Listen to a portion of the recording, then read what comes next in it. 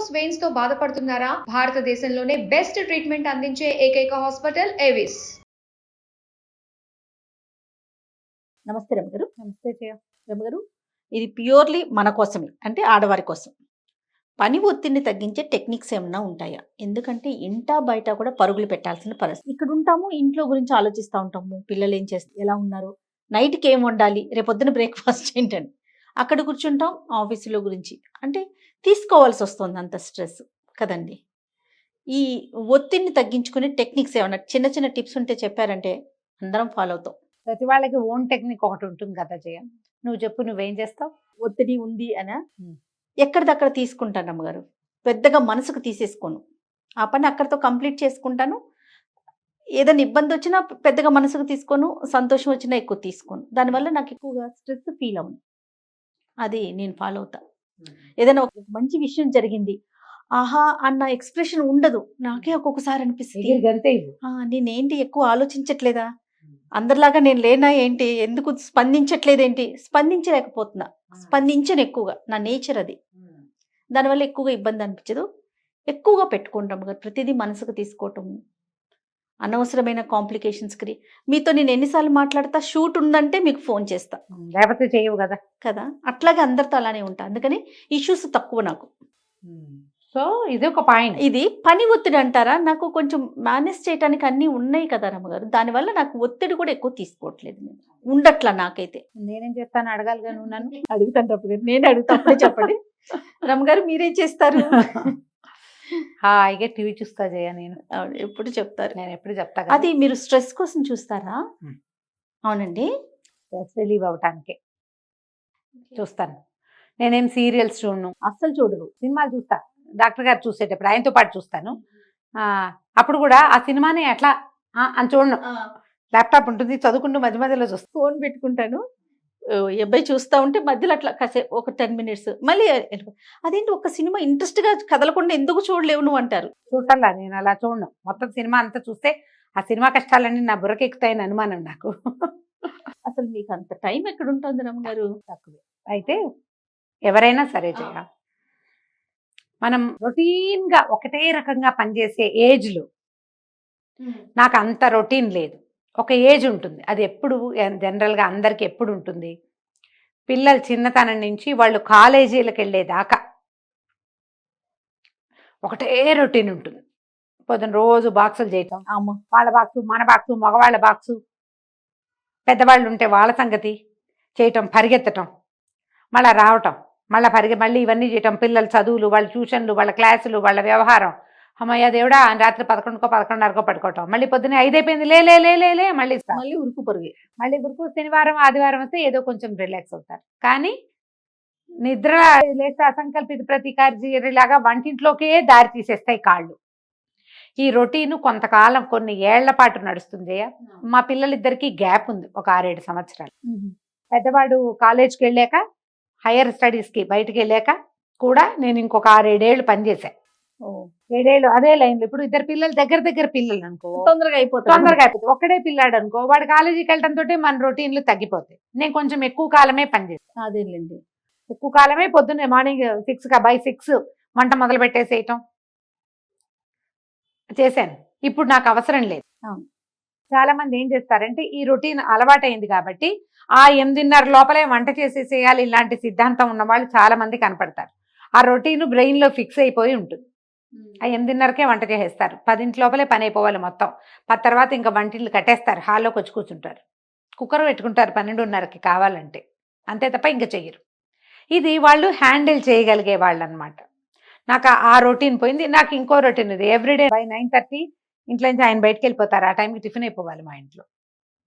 నువ్వు ఏమైనా అయిపో, లేవకపో, నీకు ఇంకో పని ఉండని. మార్నింగ్ బ్రేక్ఫాస్ట్ 100% వారం అంతా చేయవలసిందే. ఈ లెక్క. ఇప్పుడు ప్రతి వాళ్ళకి ఇలాంటి రొటీన్ ఎంతో కొంత ఉంటుంది.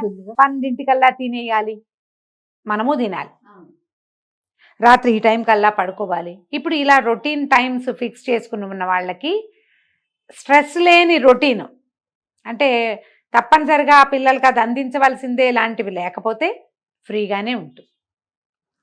కానీ ఇందులో అత్యవసరాలు ఉంటాయి. మనము వెళ్ళాలి, మధ్యలో ఫంక్షన్, మన ఇంటికి చుట్టాలు వచ్చారు, పని మనిషి రాలేదు, అదో పెద్ద కష్టం. అమ్మో.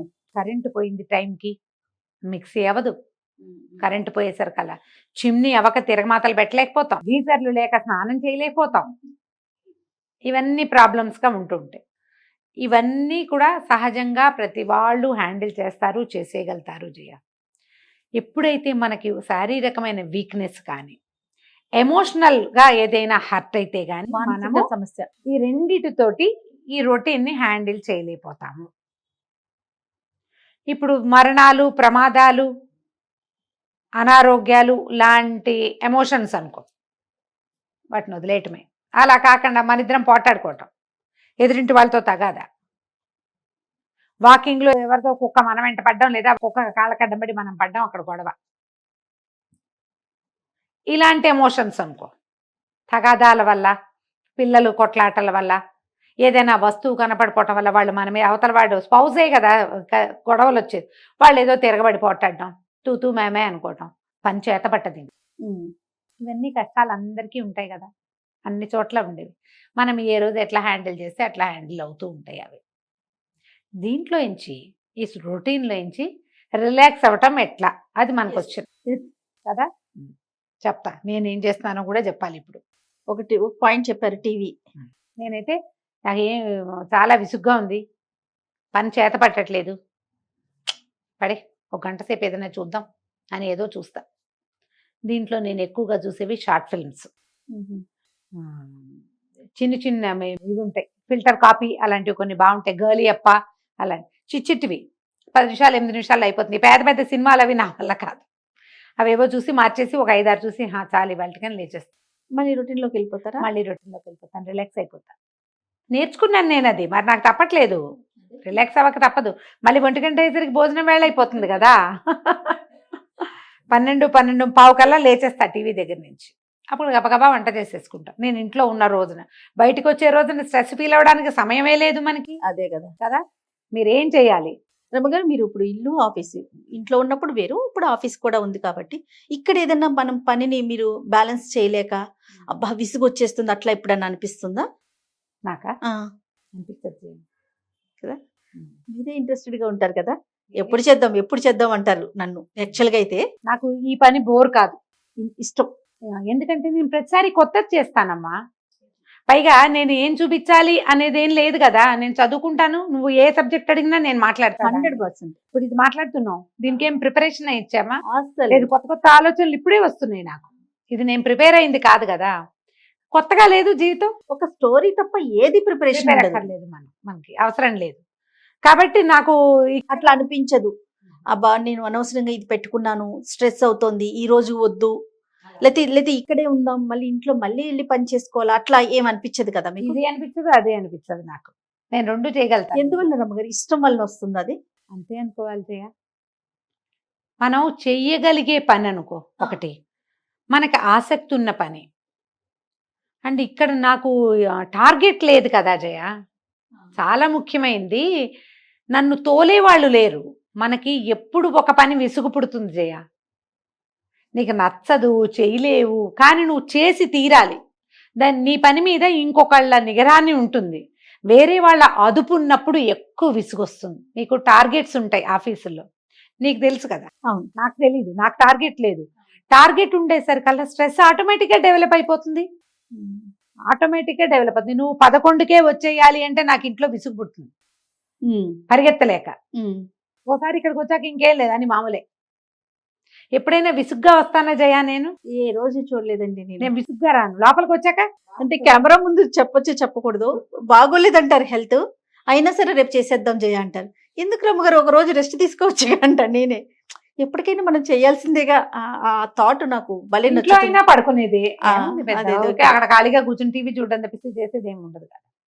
మీరు ప్రధానమైంది ఇష్టపడి చెయ్యాలి. ఒకటి టార్గెట్ ఉండేసరికి నీకు ప్రెషర్ ఉంటుంది, కానీ టార్గెట్ లేని ఉద్యోగాలు ఎవరికి దొరుకుతాయమ్మా? చాలా కష్టం, చాలా కష్టం. ప్రతి వాళ్ళకి ఎక్కువ భాగం టార్గెట్సే ఉంటాయి. టార్గెట్స్ ని వేసి ఎవరైనా మనని పుష్ చేస్తుంటే మనకి నొప్పి వస్తుంది. మనమే వెళ్తే అది ఈ పాయింటే చెప్తున్నా. టార్గెట్లు ఉండటం ఒక ఎత్తు, దాన్ని పుష్ చేయటం ఒక ఎత్తు. ఆ టార్గెట్ వైపు మనమే వెళ్ళటం వేరు. నేనే వెళ్తా ఆ టార్గెట్, అందుకే నీకు స్ట్రెస్ లేదు. లేదు నాకు ఏ టార్గెట్ లేదు కాబట్టి నాకు స్ట్రెస్ లేదు. నేను ఎలా దీన్ని పెంచాలి అవన్నీ నా ప్రయత్నం కాదు. అవును. నేను చాలా హ్యాపీగా ఉండటానికి ఇది ఒక పెద్ద కారణం. మీరు రిలాక్స్ అవ్వటం ప్రాక్టీస్ చేయండి. ఎవరైనా టార్గెట్ ఉన్నా లేకున్నా ఏమైనా ఏదైనా సరే, ఒక్కసారి ఆడపిల్లలు ఉద్యోగంలో ప్రవేశించి దాంతో పాటుగా పర్సనల్ లైఫ్ పెళ్ళిళ్ళు చేసుకుని మళ్ళీ గోయింగ్ టు ఫ్యామిలీ వే పిల్లల్ని కనడానికి వెళ్తున్నప్పుడు ఓన్ రిలాక్సేషన్ మెథడ్స్ ప్రతి వాళ్ళకి ఉండాలి. ఎట్లా అండి? అందులో ఏదైనా తినచ్చు, ఏదైనా తాగొచ్చు, బయటికి కాసేపు నడిచి రావచ్చు, ఎక్సర్సైజ్ చేయొచ్చు, డాన్స్ చేయొచ్చు, పాటలు పాడుకోవచ్చు, బొమ్మలు వేసుకోవచ్చు, ఏదైనా కుట్టచ్చు, మీరే చక్కగా అలంకారం చేసుకోవచ్చు, చక్కగా తయారవ్వచ్చు. రిలాక్సేషన్, బాడీ మసాజ్ సొంతంగా చేసుకోవచ్చు, పెడిక్యూర్ మెనిక్యూర్ లాంటివి చేయించుకోవచ్చు, ఏదైనా సినిమా చూడొచ్చు, ఎవరైనా ఫ్రెండ్స్తో కాసేపు కబుర్లు చెప్పుకోవచ్చు, కజిన్స్తో కబుర్లు చెప్పచ్చు. చాలా పని హడావిడిగా ఉంది. 5 నిమిషాలు టైం దొరికితే ఫ్రెష్ కప్పు కాఫీ మీకోసమే, మనమే ఒక కప్పు ఇట్లా ఇట్లా తిరగొట్టుకుని హాయిగా తాగండి. నేను చేస్తాను జయాది. నేను మామూలుగా రోజువారీ 2వ కాఫీ లేదు, ఎప్పుడో మానేశాను. అవునంటారు. చాలా విసుగ్గా ఉంటే నేను మామూలుగా పౌడర్ కాఫీ తాగను. ఇప్పుడు నా రహస్యం చెప్పేస్తున్నాను నీకు. చెప్పండి. ఎప్పుడు ఫిల్టర్ కాఫీయే జయ. మామూలుగా మాది పౌడర్ కాఫీ అసలు మా ఇంట్లో కలపం, మేము తాగం. కానీ నాకు చాలా విసుగ్గా ఉండి ఏం చేయాలో తోచదు, ఏమి చేయబుద్ధి కావట్లేదు, నేను నెస్కేఫే తీస్తా. ఎవ్వరు లేరు, మనమే ఒక కప్పు కాఫీ బాగా చేసి మంచి నురుగు తెప్పించి కూర్చొని తాగి ఆ వారడి అన్నం పోతుంది. నాకు పాలు ఎక్కువ కదా, స్థిమితంగా కూర్చుంటే అయిపోతుంది. సొంతానికి ఒక రిలాక్సేషన్ మెథడ్ని అలవర్చుకోండి. ఇది కాలేజ్ గోయింగ్ గర్ల్స్ వయసు నుంచి నేర్చుకోండి మీరు. ఎందుకంటే ఇవాళ మీరు కాలేజ్ గోయింగే, మీ పిల్లలకి ఇది అలవాటు చేయండి. రేపొద్దున ఇదే గోయింగ్ ఉండదు, ఆఫీస్ గోయర్స్ గా మారుతారు. కాలేజ్ గోయింగ్ లో ఉండే స్ట్రెస్ ఒకటైతే, ఒక లెవెల్ అయితే కేవలం చదివే స్ట్రెస్, మీకు ఇల్లు వాకిలి లేదు, అంతా అమ్మ పడుతుంది. వన్స్ మీరు ఆఫీస్ గోయర్స్ గా అయ్యారంటే టార్గెట్ ఉంటుంది,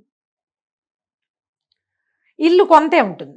మీ పెళ్ళిళ్ళయి ఆఫీసు పెళ్ళి అనగానే మీరు ఎన్ని సమర్థించాలి?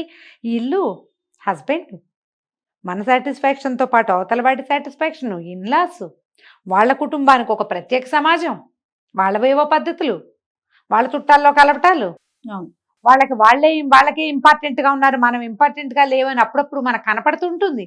దానంతా హ్యాండిల్ చేయొద్దు. మీ ఇంట్లో మీరు ఎంత ఇంపార్టెంట్లో వాళ్ళ ఇంట్లో కూడా మీరు అంతే ఇంపార్టెంట్గా అవ్వడానికి ఒక టైము పడుతుంది, బాగా సమయం. సినిమాటిక్గా మీరు వెళ్ళిన 2వ రోజు నుంచి మీ ఇంటికి పెత్తనం అప్పచెప్పి, మీ చేతికి పెత్తనాలు అప్పచెప్పి, తాళాలు ఇచ్చేసి అంతా జీ హుజూర్ అని చచ్చినా అనరు, జరగదు. పిల్లలు పుట్టాక కూడా టైం తీసుకుంటుంది. ఇన్లాస్ పెద్దవాళ్ళు సమర్థులైన అత్తగారులు ఉంటే వాళ్ళు అసలు రానివ్వరు మీ చేతిలోకి. మీరు హ్యాండిల్ చేయగలిగేది ఈ హస్బెండ్నే. మీరు అక్కడేదో వాళ్ళు సరిగా ఇవ్వటం లేదని వీడిని పోక్ చేస్తుంటే ఈ అబ్బాయి దగ్గర రావాల్సిన ఇంపార్టెన్స్, వాడి దగ్గర జరిగే గోము ముద్దు కూడా పోగొట్టుకుంటాం మనం. ఆ మాత్రం ముచ్చట కూడా పోతుంది.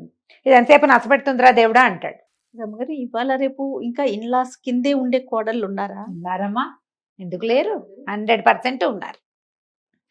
నీకు ఎలా ఇల్లు వదిలిపెట్టి సెపరేట్ కాపరాలు పెట్టుకున్న వాళ్ళు కనపడుతున్నారో, ఎందుకు నువ్వు మన ఆఫీస్లోనే చూడు, ఇన్లాస్లో ఉన్న వాళ్ళు లేరా? ఉన్నారు కదా. ఆలోచించండి. తగ్గిందేమో అని అనిపిస్తుంది. తక్కువ అయినా కానీ పోలేదు. వేరే ఊళ్ళల్లో వేరే దేశాల్లో ఉండి కూడా అత్తగారుల కోడళ్ళని కంట్రోల్ చేస్తూనే ఉన్నారు ఇప్పటిదాకా. ఇక్కడి నుంచి చేస్తారు, పోగొట్టుకుంటాం. అందుకని సొంతంగా రిలాక్స్ అవ్వటం ఎట్లా? దీంట్లో రోడ్ల మీద నడిచేయటము తిరిగేయటము అని పెద్దగా పెట్టుకోకండి, మాట వరుసకు చెప్పా. కాస్త ఎక్కడికైనా గాల్లోకి నడిచి వెళ్ళటం, ఓ మార్నింగ్ వాక్, ఒక ఎక్సర్సైజ్, సొంతంగా ఓన్ టైం అనేది పెట్టుకోండి. ఇది అలవర్చుకోండి. ఇది మనం ఉద్యోగాల్లో చేరినప్పటి నుంచి స్టార్ట్ చేస్తే, దీంట్లో ఎవరితోటో ర్యాండమ్ పీపుల్తో చాట్ చేయటం చేయబోకండి. ఇది మీ వైవాహిక జీవితాన్ని చిక్కుల్లోకి నెట్టచ్చు. పర్సనల్ స్పేస్ అంటే ఎవరితోటో పర్సనల్ థింగ్ చచ్చినా కాదు. ఎగ్జాక్ట్లీ రమ్మగారు, అస్సలు కాదు. ఆ ర్యాండమ్ పీపుల్ మీ క్లోజ్ ఫ్రెండ్స్ని ఉంచుకోండి, ఫ్రెండ్స్తో కబుర్లు చెప్పుకోండి, గప్పాలు కొట్టండి, కాసేపు గాసిపింగ్ చేయండి, గర్ల్ గాసిపింగ్ ఓకే, కానీ బయట వాళ్ళతోటి మాత్రం కాదు. ఈ రోజున ఈ చాలా రకాల మానసిక సమస్యలకి, ఈ డివోర్స్కి, హస్బెండ్స్ తోటి ఎంతసేపు గొడవలు రావడానికి కారణము ఈ ర్యాండమ్ పీపుల్ తోటి మాటలు. ఆ పని మాత్రం చెయ్యదు. స్ట్రెస్ ని అక్కడ తగ్గించుకోవద్దు. అక్కడ ఎవరితోటో మాట్లాడి అమ్మాయి అదేదో ఎక్సైట్మెంట్, డెఫినెట్ గా ఎక్సైట్మెంట్ కలిగిస్తుంది జయ, నేను చెప్తున్నా మాట నిజంగా. వాళ్ళు ఎవరితోటో మాట్లాడుతుంటే మనకి ఈ గొడవలు ఏముండవు, వాళ్ళకి మనకి లావాదేవీలు ఉండవు, ఏవో పిచ్చి కబుర్లు. చివరికి అది ఫ్లర్టింగ్ లోకి, తర్వాత ఇంకా దేంట్లోకో దింపుతుంది. అవునండి. అందులోకి దిక్కండి.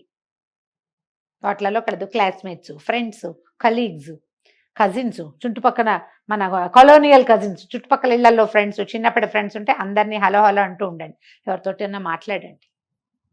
తర్వాత ఇంకోటి చెప్తా, ఏ పని ఎక్కువ అనిపిస్తుందో దాన్ని చేసి పారేయండి. నేను చేస్తా జయాది కూడా. బట్టలు మొత్తం తీసేసి సర్దుతాను.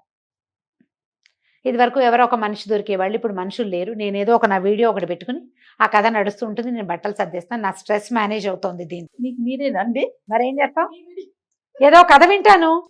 ఎవరివైనా వినడానికి అంత ఓపిక లేదమ్మా నాకు ఇప్పుడు. బాగుంది నిజంగా నేను చేస్తున్నా ఆ పని. నీది నువ్వే ఎందుకు వింటున్నావని అడుగుతున్నారు మా వాళ్ళు. అడుగుతున్నారా? అడుగుతారు. నేను చెప్పిన కథే నేను వింటాను. కొన్నిటికి నాకే నవ్వొస్తూ ఉంటుంది. నిన్నే విన్నాను. బ్రహ్మాండమైన కథ, నలదమయంతుల కథ ఎంత బాగుంటుంది, సూపర్ భలే కథ. ఊర్వశి పురూరవ సంవాద. మీరు అప్పుడు మంచి మంచి కథలు చెప్పేవారు, ఇప్పుడు చెప్పట్లేదా? ఎంత మంచి మంచి కథలండి. అబ్బా అబ్బా, మేము ఇప్పుడు కూడా మంచి కథలే చెప్తున్నాం, మీరు గుర్తుపెట్టుకోవట్లేదు బాగా. నలదమయంతి అసలు అద్భుతం, సూపర్ కథ కదా. అలాంటిది ఏదైనా ఒక సిరీస్ పెట్టుకుంటే దాని దారిని అది కథ నడుస్తూ ఉంటుంది, నా దారిని నేను పనిచేస్తాను. సినిమా పాటలు అట్లా పెట్టుకోరు రమ్మగారు? డివోషనల్ సాంగ్స్ తక్కువే జయ, తక్కువే. నేను వీడియోలు చూసేటప్పుడు పెట్టుకుంటా హరికథలు. ఇప్పుడు ఒక హరికథ వింటున్నా, సింహాచల శాస్త్రి గారిది. నిజంగా ఎంత బాగుందంటే జయ, గూస్ బంప్స్ వచ్చినవి అలాగే ఉన్నాయి శంకర విజయం వింటుంటే. అసలు గూస్ బంప్స్ పోలేదు, నిజంగా అంత బాగుంది. అంత బాగుంది. సింహాచల శాస్త్రి గారు సూపర్. అది ఏదో ఒకటి రిలాక్స్. మీరు ప్రతి వాళ్ళకి ఇప్పుడు మీరు ఇద్దరు ముగ్గురు కామన్ గా రిలాక్స్ అవుదామన్న పాయింట్ పెట్టుకోవద్దమ్మా. మనది మనమే, వాళ్ళు కూడా మనలాంటి వాళ్ళు అయితే ఓకే, వేరే కదా. అది కాకపోతే ఇప్పుడు ఫ్రెండ్స్ బజార్లో వెళ్తారు, విండో షాపింగ్ చేయండి, కొనేసుకుంటారు. చాలా మంది ఏంటంటే గా అయిపోతారు, ఏవో కొనుక్కుంటూ రిలాక్స్ అవుతారు. చూస్తూ రిలాక్స్ అవ్వండి. ఏదైనా చిన్న ట్రిప్కి వెళ్ళరండి, ఓ పూట ఒక దేవాలయానికి వెళ్ళండి, కొత్తగా తెలియని దేవాలయం ఎక్కడో దూరం, పొద్దునండి సాయంత్రం వచ్చేది, అలా వెళ్ళరండి. స్ట్రెస్ మేనేజ్ అవుతుంది. ఒత్తిడిని తగ్గించుకోవడానికి సార్వజనీన ఐడియా తిండి తాగుడు. అవేవో తాగడం కాదు, కాస్త వేడివేడి టీ, కొంచెం గ్రీన్ టీ, మంచి కాఫీ, బాదం పాలు మహా బాగుంటుంది జయ. బాదం పాలు తాగినా స్ట్రెస్ రిలీవ్ అవుతుంది. వేడి బాదం పాలు తాగండి చక్కగా. ఏ వాసిరెడ్డికో అదేమిటి ఇంకోటి ఉంది మనకి అభిరుచి, వాళ్ళ దగ్గర హాట్ బాదం మిల్క్ ఇస్తారు, హ్యాపీగా తాగండి. లేదా చల్లటివి తాగితే బాగుండు అనిపిస్తే ఏదైనా ఒక చల్లటివి తాగండి. ఇందులో కార్బనైజ్డ్ డ్రింక్స్ అవేమిటో డ్రింకులు వాటికి వెళ్ళకండి, మంచివి తాగండి చక్కగా. రూ అఫ్జా లాంటివి తాగొచ్చు. మీకు ఇష్టమైన పనులు ఏమున్నాయో వాటిని బయటికి తీయండి, అవి నేర్చుకోండి, నేర్పించండి, అవి చెయ్యండి. ఇవి కూడా మీకు స్ట్రెస్ రిలీవ్ అవ్వడానికి ఉపయోగపడతాయి. ఒత్తిడిని తగ్గించేందుకు ఇంతకంటే బ్రహ్మాండమైన మార్గాలు నేనేం చెప్పలేను, ఇంతపాటికే చెప్పగలుగుతా. దాంతోపాటు జయ, ఎక్కడ స్ట్రెస్ని అక్కడ హ్యాండిల్ చేయటం ప్రాక్టీస్ చేయాలి. ఆఫీస్ స్ట్రెస్, ఉద్యోగాల్లో టెన్షన్, దీన్ని ఇళ్ళకి మోసుకెళ్ళి ఇంట్లో రుసరుసలాడుతూ దుమదమలాడుతూ గిన్నెలు విసిరేసుకుని సరిగ్గా వంట చేయకుండా ఏదో ఒకటి బయట నుంచి తెప్పించేద్దాంలే అని ఇలా చేయొద్దు. ఆఫీస్ స్ట్రెస్ని ఆఫీస్లో వదిలిపెట్టండి, ఇంటికి ఫ్రెష్గా వెళ్ళండి. ఇంట్లో స్ట్రెస్, ఇంట్లో ఏవో గొడవలు ఉంటాయి, అవి తెచ్చి ఆఫీస్కి తెచ్చి ఆఫీస్లో దుమదమలాడుతూ సబార్డినేట్స్ని తిట్టేస్తూ, ఎవడైనా ఒకడు ఉంటాడు వాడిని కూడా తెగదిట్టిపోసి ఎవరు దొరుకుతారా అని చూసి, ఈ పద్ధతి మార్చేసుకోండి. మీరు ఒక్కసారి ఈ కంపార్ట్మెంటలిజం ప్రాక్టీస్ చేశారంటే అత్తగారి స్ట్రెస్ని మొగుడు మీద పిల్లల మీద చూపిస్తారు. వస్తుంది ఎంతో కొంత, నేను ఒప్పుకుంటా, కానీ క్యారీ చెయ్యొద్దు, లాగి జీలపాకంలాగా సాగదీకండి. ఇప్పుడు దాంతో ఏమవుతుంది తెలుసా, హస్బెండ్తో రిలేషన్ పాడైపోతుంది. చాలా విడాకులకి 50% ఇన్లాస్ తోటి వచ్చే గొడవలే కారణాలుగా ఉంటాయి. వీళ్ళిద్దరూ వైఫ్ అండ్ హస్బెండ్ గా బాగానే ఉంటారు. అది తెచ్చి వీళ్ళ మీదకి తోయటం వల్లే వస్తుంది. ఆవిడ మాట్లాడిన మాటకి మీ అమ్మ మాటకి నువ్వే సమాధానం చెప్పాలని మొగుళ్ళని నిలదీస్తారు. అతనేం చేయలేడు. నువ్వెట్లా మీ అమ్మని చెప్పలేవో మీ అమ్మకి, అతను కూడా అంతే. మన రిలేషన్ పాడవుతోంది, మన పిల్లలు చెడతారు అనే ఇంగితం ఉండదు. వాళ్ళమ్మ అలా బిహేవ్ చేసింది కాబట్టి ఇతనితో మూడంకేసుకుని పడుకుంటారు. సరే, అతన్ని ఏదో స్ట్రెస్ చేస్తున్నావు, మరి నీకున్న స్ట్రెస్, దీనివల్ల స్ట్రెయిన్ అయిపోయే నీ రిలేషన్, ఇవి ఆలోచించాలిగా. ఈ కంపార్ట్మెంటలిజంని తెలుసుకోండి. పాత నావెల్స్ కొన్ని ఉన్నాయి జయ, అత్తగారితో గొడవ ఉన్న భార్యాభర్తలు చాలా బాగున్న కథలు 1-2 చెప్దాం. మీ ఫ్రెండ్స్లో, మీ చుట్టాల్లో అత్తగారులతో గొడవలున్న, భర్తలతోటి పిల్లలతోటి బాగా కలిసి ఉన్న వాళ్ళు ఎవరినైనా ఉంటే ఆదర్శ నారి వాళ్ళని దృష్టిలో పెట్టుకోండి. వాళ్ళు చేస్తున్నారు, నేను ఎందుకు చేయలేకపోతున్నాను, నేను ఎందుకు గొడవలు పడుతున్నాను అని ఆలోచించండి. మీకు తెలుస్తుంది సులువు దారి, అంతే కదా. ఆలోచించండి, ఎక్కడిదక్కడ హ్యాండిల్ చేయగలగాలి. చేయాలి. నమస్తే గారు. నమస్తే.